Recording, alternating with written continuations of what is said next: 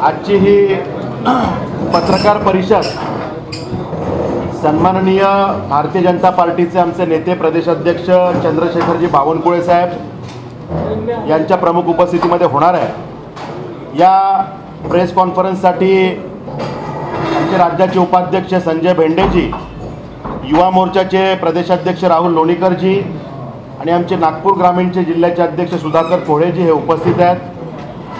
मी आपल्या सगळ्यांचं या प्रेस कॉन्फरन्समध्ये स्वागत करतो आणि आदरणीय चंद्रशेखर बावनकुळे साहेब यांना विनंती करतो की आपण पत्रकारांशी संवाद साधावा। 4 तारखेला 3 वाजता नमो युवा महासंमेलन,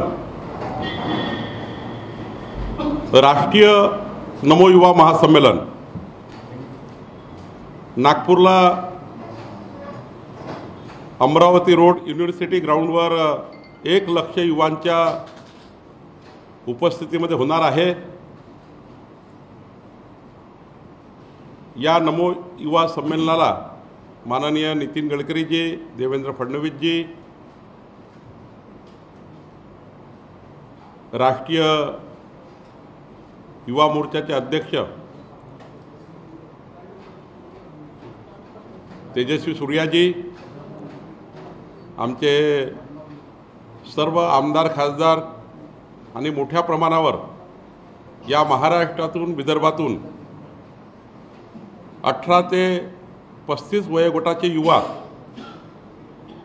या महासंमेलनाला येणार आहेत। मोदीजींच्या नेतृत्वातल्या केंद्र सरकारने मागच्या 10 वर्षामध्ये या देशातील युवकांना स्किल इंडिया, स्टार्टअप इंडिया अनेक प्लॅटफॉर्म, आता युवकांच्या योजनाबद्दल तर युवकांना दिलेल्या, युवकांसाठी केलेल्या ज्या योजना आहेत त्याचा जर या ठिकाणी प्रेसमध्ये सांगितलं तर जवळपास 40-45 योजना 10 वर्षामध्ये मोदींच्या नेतृत्वात युवकाकरता केंद्र सरकारने केल्या आहेत। या युवकांना माहीत व्हाव्या आणि येणाऱ्या 2024च्या या अमृत काळाच्या भारतामध्ये आणि 24 ते 29 मध्ये युवकांना देशाबद्दल काय वाटतं, विकसित भारताचा संकल्प मोदीजींनी केला आहे, मोदीजींनी गॅरंटी घेतली आहे आणि या विकसित भारताच्या संकल्पामध्ये युवकांना त्यांचं मत काय आहे, आमचा जो जाहीरनामा येणार त्यांच्यावर संकल्पपत्र देऊन त्या संकल्पपत्रामध्ये युवकांचं मत आम्ही घेणार आहोत आणि केंद्रीय भाजपाने युवकांचं मत घेऊन येणाऱ्या जाहीरनाम्यामध्ये या संकल्पपत्रातून जे मत येईल ते आम्ही मोठ्या प्रमाणावर केंद्राला पाठवणार आहोत, केंद्रीय भाजपाला पाठवणार आहोत आणि मला निश्चित या ठिकाणी विश्वास आहे या नमो महासंमेलनामध्ये जे युवक आपलं मत मोदीजींना पाठवतील की देशाच्या विकासाकरता काय केलं पाहिजे, युवकांचे सजेशन्स काय आहे आणि हे सजेशन जेव्हा आम्ही पाठवू निश्चितपणे येणाऱ्या मॅनिफेस्टोमध्ये, येणाऱ्या जाहीरनाम्यामध्ये हे संपूर्ण मतं विचारात घेतले जातील असा मला विश्वास आहे। आणि म्हणून 24 ते 29च्या मोदीच्या सरकारने काय करावं याकरता नमो युवा संमेलन, विकसित भारताकरता युवांची भूमिका काय असावी याकरता असलेलं नमो युवा संमेलन, मागच्या 10 वर्षाच्या सरकारने युवकांकरता घेतलेल्या निर्णयाच्या करता त्याकरताचं युवा महासंमेलन, नमो युवा महासंमेलन आणि यातून आपल्याला देशाच्या विकासामध्ये युवकांची भागीदारी याकरताचं नमो युवा महासंमेलन असं या महासंमेलनाला नागपूरमध्ये युवकांची मोठी उपस्थिती राहणार आहे। आपल्या माध्यमातून मी महाराष्ट्राच्या सर्व युवांना विनंती करणार आहे या नमो युवा संमेलनाला येण्याकरता। आणि आम्ही या युवा संमेलनाच्या माध्यमातून मोदीजींना जोडण्याकरता, युवकांना थेट मोदीजींना जोडण्याकरता नमो ॲपच्या माध्यमातून युवकांनी मोदीजींना जुळावं, मोदीजींच्या मागच्या 10 वर्षाच्या विकासाशी जुळावं, याकरता सुद्धा एक नवीन प्लॅटफॉर्म नमो ॲपच्या माध्यमातून आम्ही नवयुवकाला देणार आहोत। सोबतच 5 तारखेला माननीय अमित भाई 11 वाजता अकोला येथे चंद्रपूर, वर्धा, यवतमाळ, बुलढाणा, अमरावती, अकोला या 6 लोकसभा मतदारसंघाची इलेक्शन मॅनेजमेंट कमिटी आणि कोर कमिटीची बैठक घेणार आहे। 2 वाजता जळगाव येथे माननीय अमित भाई युवकांचं एक महासंमेलन घेणार आहेत आणि सायंकाळी 6 वाजता संभाजीनगरला अमित भाईंची एक जाहीर सभाही आहे। या 3ही कार्यक्रमातून अमित भाईंच्या एकंदरीत महाराष्ट्र प्रवासाला अनन्यसाधारण महत्त्व आहे। तोही प्रवास 5 तारखेला आहे। खरं तर महाराष्ट्रामध्ये भारतीय जनता पक्ष 10 लक्षच्या वर संकल्पपत्राला सूचना जनता पाठवेल अशी व्यवस्था करते आहे। प्रत्येक जिल्ह्यामध्ये घरोघरी जाऊन आम्ही एक बॉक्स देतो आहे संकल्पपत्राकरता। त्या बॉक्समध्ये जे सूचना येतील महाराष्ट्रातून 10 लक्ष घरी जाऊन येणाऱ्या 2024-29 जे सरकार येणार आहे मोदीजींचं, या सरकारने काय करावं अशा जनतेच्या सूचना, जसं नमो युवा महासंमेलनात सूचना येतील तसंच आम्ही महाराष्ट्राच्या 10 लक्ष घरून संकल्पपत्राकरता काय सूचना आहे याकरता प्रत्येक जिल्ह्यामध्ये भारतीय जनता पार्टी बॉक्स आणि तो बॉक्समध्ये ज्या सूचना येतील त्या बॉक्समधून सूचना आम्ही केंद्रीय भाजपला पाठवणार आहोत। 6 तारखेला महिलांचं एक संमेलन मोदीजींच्या नेतृत्वामध्ये होणार आहे। नारी शक्तिवंदन 6 तारखेला मोदीजी VCच्या माध्यमातून, व्हिडिओ कॉन्फरन्सच्या माध्यमातून, जाहीर सभेच्या माध्यमातून जी जाहीर सभा आहे ती आम्ही महाराष्ट्रामध्ये 6 तारखेला संपूर्ण राज्यामध्ये सर्व विधानसभेमध्ये 288 विधानसभेमध्ये 5000 महिला LED स्क्रीनवर मोदीजींच्या समोर बसून नारी शक्तिवंदनाकरता या कार्यक्रमातून जवळपास 15 लक्ष महिला मोदीजींच्या या नारी शक्तिवंदनामध्ये LED स्क्रीनवर मोदीजींना ऐकणार आहेत। मोदीजींचं मागचे 10 वर्ष आणि पुढे नारी शक्तीकरता ज्या ज्या बाबी या येणाऱ्या सरकारने करायच्या आहे त्याबद्दलची भूमिका मोदीजी मांडणार आहेत। आमच्या राज्याच्या अध्यक्षा चित्राताई वाघ या नारी शक्तिवंदनाचं काम बघणार आहेत। या ठिकाणी आमचे विक्रांत पाटील आणि राहुल लोणीकर यांच्या पुढाकाराने नमो युवा महासंमेलन त्या ठिकाणी होणार आहे आणि त्यामुळं भारतीय जनता पार्टी आमचं संपूर्ण युनिट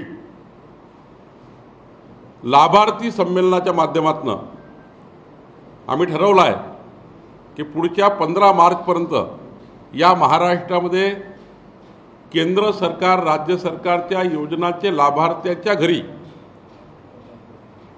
मोदीजींचा सरकारचा जे काम झालं त्या प्रत्येक लाभार्थ्यांना आम्ही भेटणार आहोत आणि लाभार्थ्यांना भेटून मोदीजींचा नमस्कार सांगणार आहोत.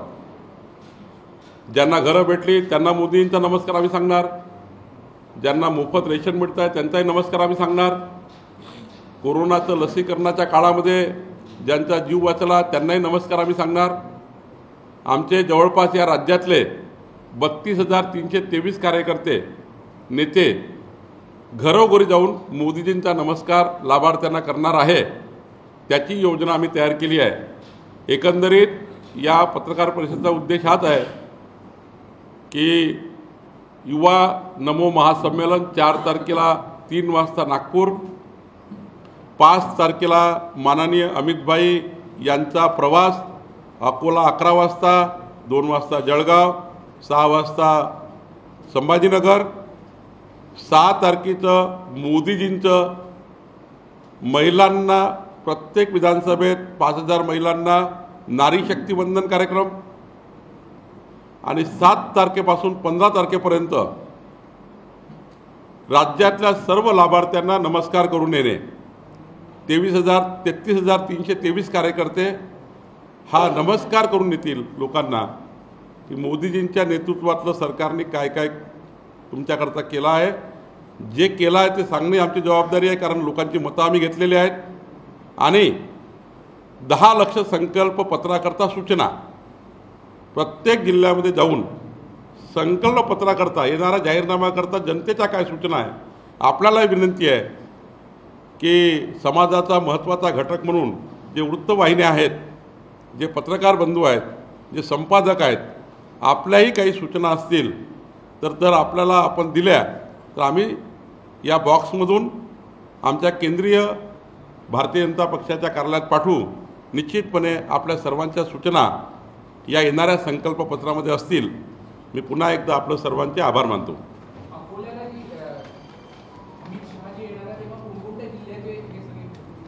मी सांगितलं चंद्रपूर लोकसभा, वर्धा लोकसभा, यवतमाळ लोकसभा, बुलढाणा लोकसभा, अकोला लोकसभा, अमरावती लोकसभा या 6 लोकसभेचे कोर कमिटी, प्रत्येक लोकसभेला 35ची कोर कमिटी आहे आणि 36 पदाधिकाऱ्यांचा आमचा इलेक्शन मॅनेजमेंट कमिटी आहे. एका लोकसभेतनं 71 प्रतिनिधी उपस्थित राहणार आहे.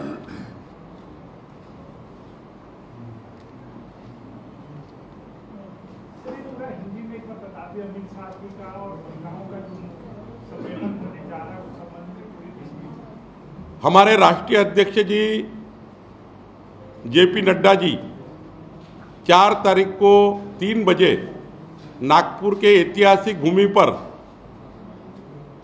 1 लाख युवाओं का नमो युवा सम्मेलन, जिसमें मोदी जी की सरकार में 10 साल में जो भी इस देश के लिए युवाओं के लिए किया गया उसका हम हमारे युवकों के सामने रखेंगे, हमारे नड्डा जी रखेंगे. और आने वाले सालों में विकसित भारत का संकल्प जो मोदी जी ने किया है, विकसित देश के लिए मोदी जी ने गारंटी ली है. विकसित भारत के लिए युवाओं का क्या मत है, हम संकल्प पत्र में लेने के लिए युवाओं का जो मत है वो बॉक्स में डाला जाएगा और वो जो बॉक्स हमने रखेंगे वो हमारे संकल्प पत्र में लेने के लिए उसका उपयोग होगा. हर व्यक्ति को लगता है विकास के लिए हमारी भागीदारी होनी चाहिए. हर व्यक्ति को लगता है कि विकास में मेरा भी साथ होना चाहिए. हर व्यक्ति के मन में अलग अलग बातें हैं. अगर संकल्प पत्र बनाते वक्त जनता का मत नहीं लेंगे तो संकल्प पत्र अच्छा नहीं बनेगा. इसलिए युवाओं का क्या मत है, इसलिए नमो युवा सम्मेलन. दूसरा 5 तारीख को माननीय अमित भाई महाराष्ट्र में है. 6 लोकसभा, अमरावती लोकसभा, अकोला लोकसभा, बुलढाना, यवतमाल, वर्धा, चंद्रपुर, इस लोकसभा के कोर कमेटी और हमारी इलेक्शन मैनेजमेंट कमेटी हर लोकसभा से 71 प्रतिनिधि, 71 प्रतिनिधि इस बैठक में आएंगे. ये बैठक है अकोला में 11 बजे. 2 बजे जलगांव में एक सम्मेलन है युवाओं का, जो उत्तर महाराष्ट्र का सम्मेलन होगा. 6 बजे संभाजीनगर, जालना और शिरडी और नगर लोकसभा 4 लोकसभा का एक जनसंवाद रैली होगी 6 बजे संभाजीनगर में। ये हमारे महत्वपूर्ण कार्यक्रम है। 6 तारीख को हम नारी शक्ति वंदन ये कार्यक्रम के माध्यम से मोदी जी हर विधानसभा की 5000 महिलाओं को, महाराष्ट्र में 15 लाख महिलाओं को नारी शक्ति वंदन के माध्यम से संबोधित करेंगे। हर विधानसभा में एक एलईडी स्क्रीन लगाकर हम 5000 महिलाओं को जोड़ेंगे।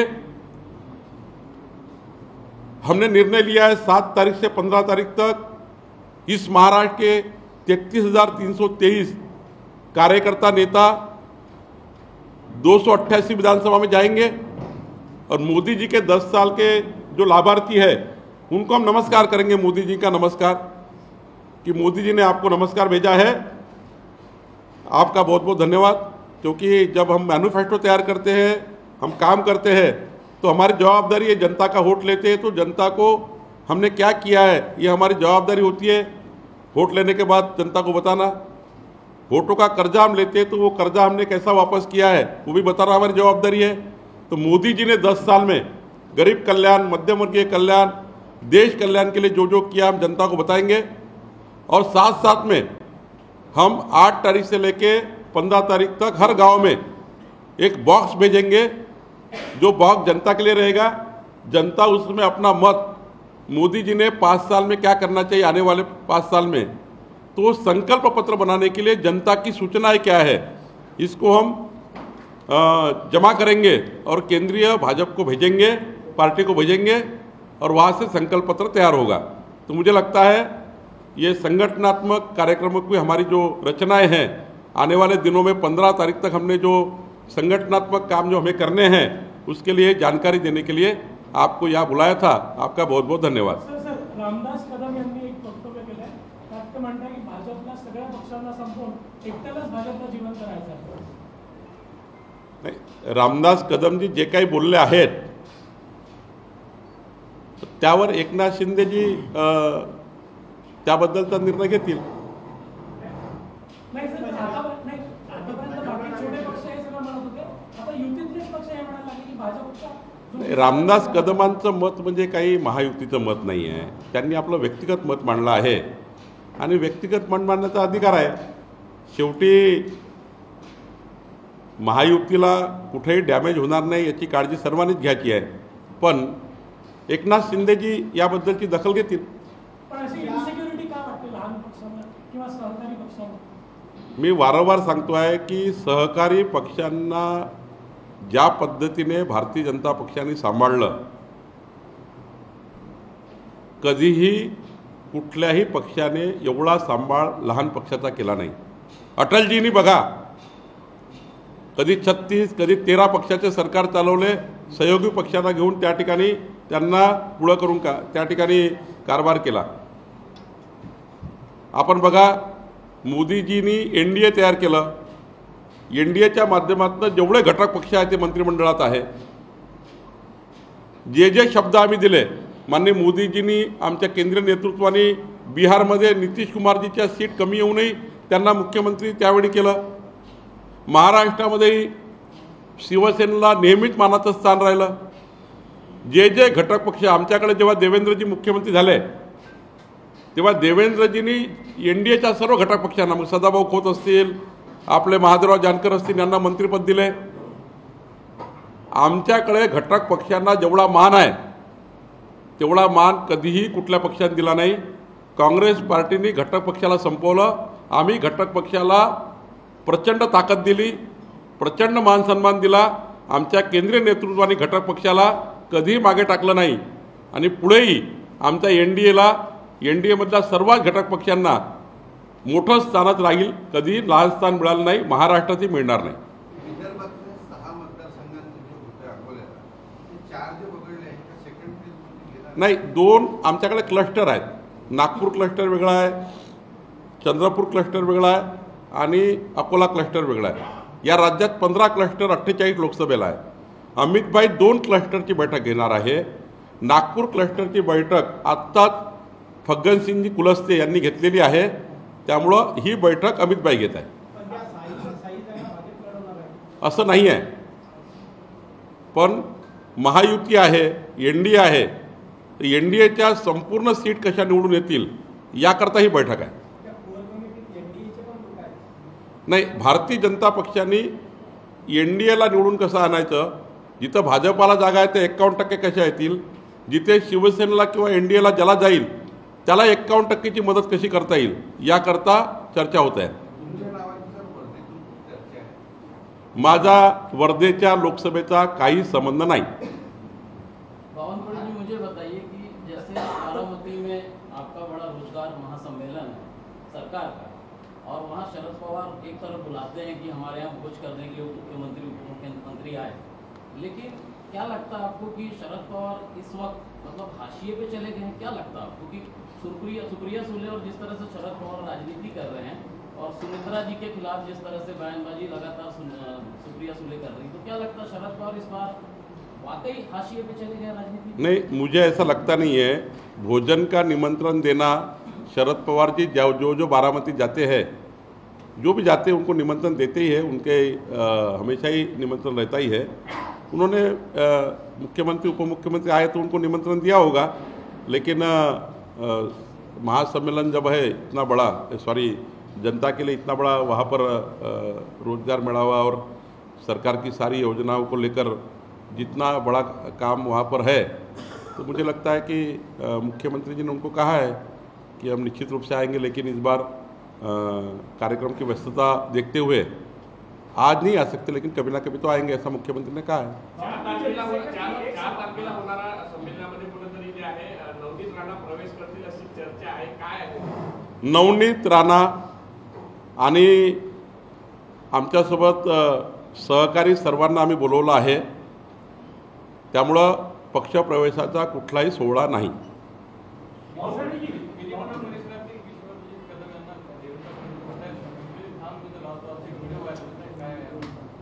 असं आहे की मिश्किलपणे एखादी गोष्ट आपण जेव्हा कुणाशी बोलतो त्या गोष्टी व्हायरल करणे, त्या गोष्टीबद्दल चर्चा करणे, ना विश्वजित कदमांना कधी आम्ही म्हटलं आहे पक्षात या, देवेंद्रजी कधी म्हणत, पण मिश्किलपणे काही गोष्टी आपण बोलत असतो.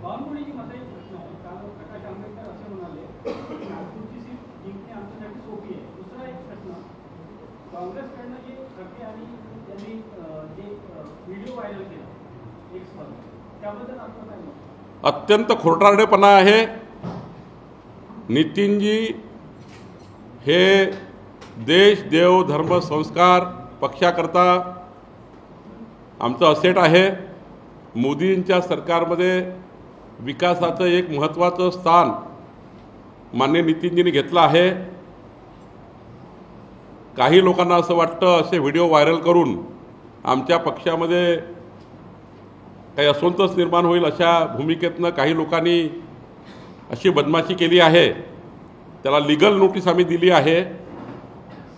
राहिला प्रश्न नागपूरचा, नागपूरची लोकसभा NDA भारतीय जनता पक्ष 65% वर मतं घेऊन विजयी होणार आहे. नितिन जी के बारे में जिस प्रकार से चीटिंग की गई, वो चीटिंग का हम निषेध करते हैं. नितिन जी का विजन मोदी जी की नेतृत्व की सरकार में साफ साफ रहा है. गरीब कल्याण, मध्यम वर्गीय कल्याण, देश कल्याण के लिए मोदी जी के साथ कंधे से कंधा मिलाकर नितिन जी ने काम किया है. विकास के इस दौर में नितिन जी महत्वपूर्ण स्थान पर है देश में. देव, देश, धर्म, संस्कार, संस्कृति के लिए नितिन जी ने जीवन भर काम, पार्टी के लिए, विचारों के लिए, संस्कारों के लिए काम किया है.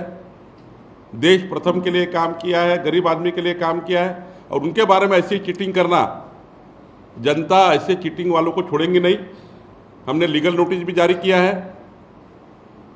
और मैं समझता हूँ, जहाँ तक नागपुर लोकसभा का सवाल है, नागपुर लोकसभा NDA भाजपा 65% के ऊपर वोट लेकर नितिन जी दोबारा इस नागपुर से और आने वाले विकास में महत्व का स्थान पर रहने वाले हैं. सर, क्या आदित्य ठाकरे, उद्धव ठाकरे मोदी जी के खिलाफ महाराष्ट्र में जनमत इकट्ठा कर सकते हैं? क्या किस तरीके से जो लोग प्रचार कर रहे हैं लोगों के सामने आ रहे, जनमानस को एकत्र कर सकते हैं क्या मोदी जी के खिलाफ? उद्धव जी, इनकी हालत आने वाले दिनों में हमारे दो इतनी रहने वाली है। जनता ने उद्धव जी को छोड़ दिया है, उनके कार्यकर्ताओं ने उनको छोड़ दिया है, और जहां जहां उद्धव जी जाएंगे वहां पर जनता पूछेगी कि आप 2.5 साल मुख्यमंत्री थे, आप मंत्रालय में केवल 2 बार क्यों गए? आप पूरा समय मंत्रालय को क्यों नहीं दिया 13 करोड़ जनता के लिए? आप वो समय महाराष्ट्र के विदर्भ, मराठवाड़ा, पश्चिम महाराष्ट्र, उत्तर महाराष्ट्र, पूरे महाराष्ट्र में क्यों नहीं घूमे? आपकी सरकार के कार्यकाल में महाराष्ट्र जो पीछे गया उसका उत्तर जनता पूछने वाली है। अभी कितना भी जनता के पास जाएंगे कुछ नहीं मिलने वाला है। मोदी जी के नेतृत्व में, मैंने पहले भी कहा है, हम घमंड नहीं करते हैं, लेकिन आत्मविश्वास पक्का है कि जिस प्रकार से देवेंद्र जी और मोदी जी की सरकार ने 14 से 19 इस महाराष्ट्र में क्रमांक 1 को लाने के काम एक पर लाने के लिए काम किया है, और अब दोबारा डबल इंजन सरकार महाराष्ट्र में काम कर रही है। जनता को विश्वास तो मोदी जी के ऊपर है, जनता को विश्वास तो देवेंद्र जी के ऊपर है, एकनाथ शिंदे जी के ऊपर है, अजीत पवार की सरकार पे है। तो मुझे लगता है डबल इंजन सरकार पे पूरा विश्वास मिलेगा, और मोदी जी की गारंटी, विकसित भारत की गारंटी पर 45+ सीटें इस महाराष्ट्र में मोदी जी को साथ देने के लिए आएगी। और ये आत्मविश्वास के साथ कहता हूं, जब जनता के पास हम जाते हैं सब मोदी जी के लिए वोट देने के लिए तैयार है। और मुझे लगता है, विश्वास है कि इस प्रेस कॉन्फ्रेंस में आप भी बैठे हैं तो आप भी मोदी जी को वोट देने वाले हैं। प्रकाश आंबेडकर बोलले की जर पुजारी विद्यापीठातून येत असेल तर मी भाजपसोबत युती करायला तयार नाही, प्रकाश आंबेडकर जी काय बोलले हे मला माहिती नाही, पण त्यांनी अनेक वेळा मोदीजीबद्दल ज्या पद्धतीने अत्यंत टीकात्मक भूमिका, अत्यंत मतभेद होणाऱ्या भूमिका मांडल्या आहेत, मला वाटत नाही ते कधी मोदीसोबत येतील। आणि मोदींचे विचार, विकसित भारताचा संकल्प मोदीजींनी केला आहे, त्या संकल्पाला साथ देण्याकरता जर या देशात, महाराष्ट्रात कुणी जर आलं तर आम्ही स्वागतच करतो। शिंदे गटाचे खासदार भाजपच्या कमळ चिन्हावरून लढणार आहे असं संजय राऊत म्हणतात। खोट्या बाबी आहेत, खोटारडेपणा आहे। एकनाथ शिंदेजींचे सर्व खासदार हे धनुष्यबाणवरच लढणार आहे। अजित पवारजीचे सर्व खासदार उमेदवार हे घड्याळवरच लढणार आहे, घडीवरच लढणार आहेत। त्यामुळं कोणी असा संभ्रम तयार करणे हे कन्फ्युजन निर्माण करण्याकरता करतायत।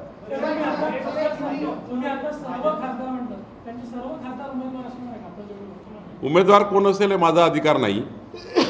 भाजपचे उमेदवार आमचं केंद्रीय पार्लमेंटरी बोर्ड ठरवेल, एकनाथ शिंदेचे एकनाथ शिंदे ठरवेल आणि अजितदादाचे अजितदादा ठरवेल, त्यांचा अधिकार आमचा नाहीच आहे। संजय राऊत काल म्हणाले की उद्धव ठाकरेंना परत घेण्यासाठी एनडीएमध्ये आणि भाजपसोबत घेण्यासाठी दिल्लीतले नेते जाळं टाकले। अहो, संजय राऊत किती खोटं बोलतात रोज हे तुम्हाला माहिती आहे। त्यामुळं मी वारंवार सांगितलं मागे आणि आताही सांगतोय, मनभेद आणि अत्यंत वाईट वागणूक दिली आहे पक्षाला, भाजपाला अत्यंत वाईट वागणूक उद्धवजींनी दिली आहे। मतभेद ठीक आहे, मनभेद झाले आहेत आणि इतक्या टोकांची वाईट पद्धतीने टीका मोदीजीवर आणि आमच्या देवेंद्रजीवर उद्धवजींनी केली आहे। ज्या देवेंद्रजींनी मोठा भाऊ या नात्याने 14 ते 19 मी साक्षी आहे, उद्धवजी जे म्हणायचे ते देवेंद्रजी ऐकायचे। मातोश्रीवर जाऊन देवेंद्रजींनी अनेक निर्णय सरकारमध्ये केले. 99% निर्णयामध्ये उद्धवजींना मोठ्या भावाचं स्थान मिळालं. आमच्या सर्व केंद्रीय नेतृत्वाने उद्धवजी सांगेल त्याप्रमाणे केले. मातोश्रीवर जाऊन आम्ही कधी अहंकार बाळगला नाही. मातोश्रीवर जाऊन निर्णय केले. पण ज्या पद्धतीने उद्धवजी वागले आहेत, ज्या पद्धतीने भारतीय जनता पार्टी आमचं नेतृत्व या नेतृत्वाला खालच्या स्तरावर जाऊन आणि एवढंच केलं नाही तर हिंदुत्व विरोधी भूमिकेला उद्धवजींनी साथ दिली आहे. स्वातंत्र्यवीर सावरकरांचा अपमान करणाऱ्याला त्यांनी साथ दिली आहे. उद्धवजीची साथ उदयनिधी स्टॅलिनला आहे. हिंदू धर्म संपवण्याची भाषा करणाऱ्या उदयनिधी स्टॅलिनला उद्धवजीची साथ आहे. काँग्रेसचा पंजा उद्धवजींनी स्वीकारला आहे. काँग्रेसचे विचार स्वीकारले आहे आणि त्यामुळं प्रचंड दूर उद्धवजी आमच्यापासून गेले आहेत. त्यामुळं कोणीही हा विचार करू नये. आमचं नेतृत्व कधीच हा विचारही करू शकत नाही. आम्ही विचार करत नाही. राजकारणात कधीही काही होतं, पण उद्धवजीच्या केसमध्ये मात्र त्यांनी ज्या पद्धतीने त्यांचं वागणं पक्षाबद्दल आणि आमच्या नेत्याबद्दल आहे, मनभेद झाले आहेत. त्यामुळं आम्ही कधीही त्यांच्यासोबत जाऊ शकत नाही. बाळासाहेब ठाकरे ने कभी हिंदुत्व का मुद्दा नहीं छोड़ा, लेकिन उद्धव ठाकरे कांग्रेस में जाने के बाद क्या उनके सूर बदल गए? और 2024 मैंने अभी बताया बार बार,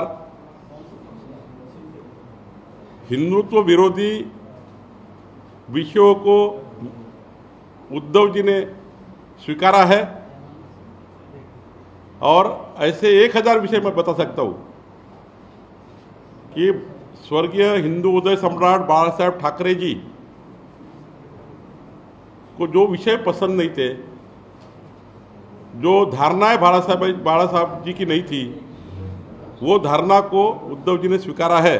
तो मुझे लगता है कि उसके बारे में अभी जनता ही फैसला करेगी. संजय गायकवाड़ नाम के एक एमएलए हैं बुलढाणा के, वो शिंदे गढ़ के हैं और वो पुलिस का डंडा लेके कार्यकर्ता को पीटते हुए नजर आ रहा है. एक वीडियो वायरल हो रहा है. एकनाथ शिंदे जी उसका निर्णय करेंगे. शिखर बँकेचा घोटाळा जो होता त्यामध्ये जे अजित पवार त्याच्यात आरोपी होते, पण तो तपास आता बंद करावा असं आर्थिक गुन्हे शाखेने पत्र दिलेलं आहे. पहा, एखादा गुन्हा दाखल होणे आणि तपासात काय निघणे याबद्दल त्याच एजन्सीला माहीत असतं. त्यामुळे त्यावर काही योग्य भाष्य करणं योग्य नाही. गुन्हा दाखल होणे आणि तपास खूप अंतर असतं. कधी अनेक केसमध्ये असं असतं, एकच केस नाही आहे. कधी कधी गुन्हा दाखल होतो आणि तपासामध्ये निष्पन्न होत नाही. आणि त्यामुळं अशा अनेक केसेस असतात की ज्यामध्ये तपासात काही निघत नाही, गुन्हे दाखल होतात, आरोप होतो, आपल्याविरुद्ध एखादी तक्रार होते, तक्रारीची दखल घेतलं जातं आणि दखल घेतल्यावर मात्र तपासात काहीच निघत नाही. त्यामुळं असे अनेक प्रकरणं असतात. एकच शिखर बँकेचं नाही आहे, अनेक प्रकरणं असे असतात. आमच्यावरही मी मागे उद्धव ठाकरे सरकार असताना आमच्यावरही मोठ्या प्रमाणात UOWच्या इन्क्वायऱ्या झाल्या, केल्या इन्क्वायऱ्या, काहीच उघड झालं नाही. अशा इन्क्वायऱ्या खूप असतात, असे प्रकरणं खूप असतात. त्याच्यामुळं चौकशी होत असतं, त्याचे रिपोर्ट येत असतात. त्यामुळे मला वाटतं तपासाच्या भागामध्ये मी बोलणं योग्य नाही आहे.